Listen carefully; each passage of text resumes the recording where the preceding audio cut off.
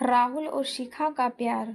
राहुल और शिखा की शादी को 5 साल हो चुके थे। वे दोनों एक दूसरे से बहुत प्यार करते थे, लेकिन एक समय उनकी जिंदगी में बदलाव आने लगे थे।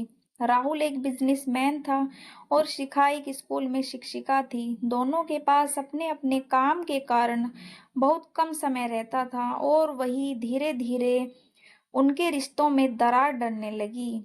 राहुल हमेशा काम में व्यस्त रहता था, जबकि शिखा घर की जिम्मेदारियों और बच्चों की देखभाल में लगी रहती थी।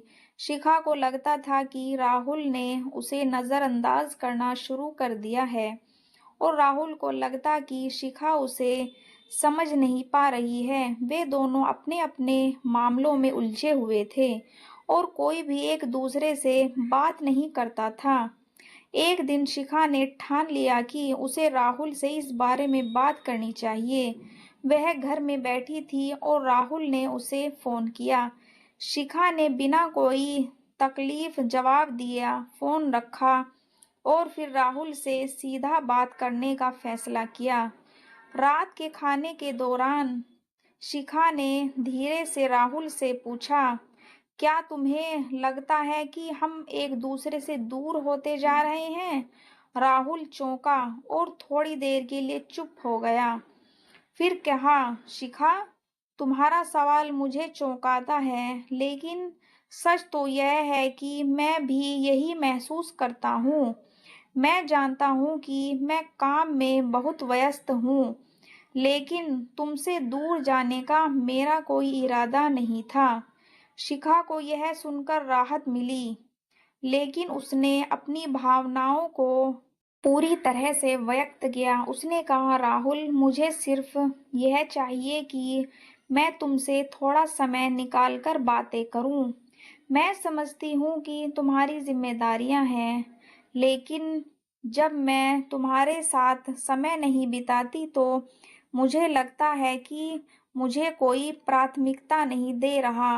राहुल ने शिखा की बात को ध्यान से सुना और उसकी आंखों में झलकते आंसुओं को महसूस किया।